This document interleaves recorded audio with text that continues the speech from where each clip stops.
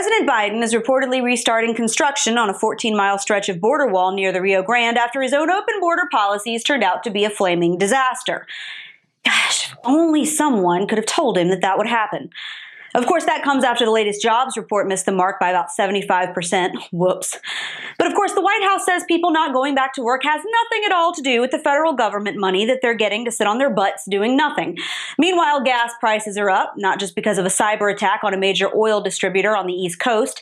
Now Biden's own energy secretary says that pipe is the best way to go when it comes to getting fuel from the ground into people's vehicles. Wish Biden had figured that out before he killed the Keystone Project and slaughtered about, 11,000 jobs.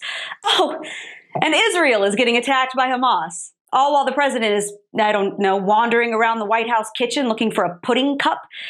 So let me just ask the painfully obvious here.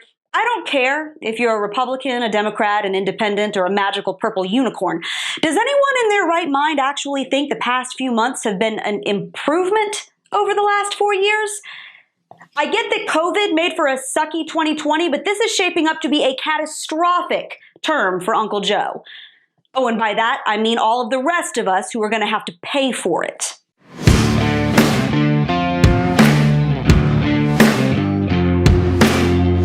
So it's been less than 4 months under Joe Biden's leadership, and everything has gone to utter and complete crap. Our border is so overrun, the president is having to backtrack on his own campaign promises because, lo and behold, he rung the dinner bell, and now we're being invaded by hundreds of thousands of illegal aliens in waves that we can't sustain and can't pay for. If only someone had predicted that this would happen. And instead of getting it under control by, revoking the terrible executive orders he signed that kicked off the whole mess, Joe here punted the ball over to Kamala Harris, who's done exactly nothing except cackle like the Wicked Witch and say she's working on it. Now the administration is restarting construction on a nearly 14-mile section of border fencing next to the Rio Grande because it turns out that whole walls don't work campaign slogan turned out to be about as useless as the whole defund the police bullcrap. Now, meanwhile, gas prices are up nearly 23% over last year. In fact, according to Business Insider, they rose about 9% between February and April alone. This summer, the price you'll pay at the pump is expected to be the highest in 3 years. And those gas prices going up means the cost of goods has gone up too. Consumer prices rose nearly 1% in April, the highest single-month jump in nearly a decade, which of course caused the stock market to tank. Now, of course, Colonial Pipeline getting temporarily kneecapped by a cyber attack didn't really help.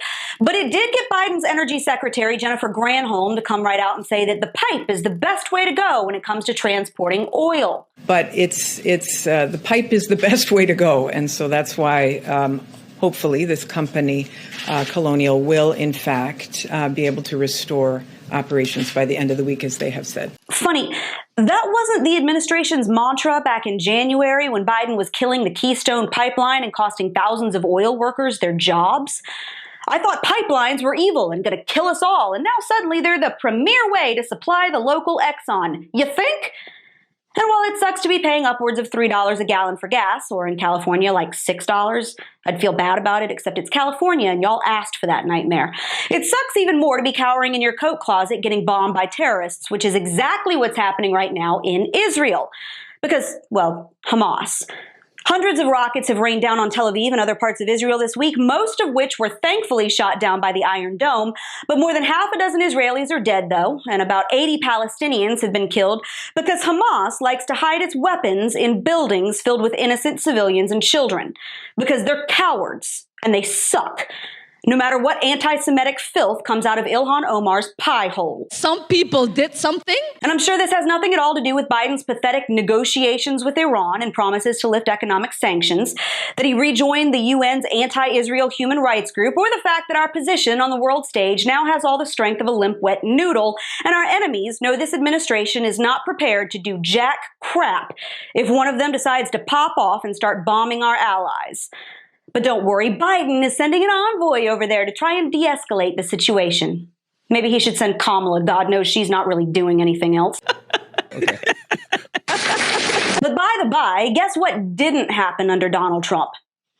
All of this. Biden's COVID relief measures have worked about as well as putting an ashtray on a motorcycle. Now he wants us to believe that handing people an extra $300 in unemployment after the economy has mostly opened back up isn't at least part of what's keeping people from going back to work.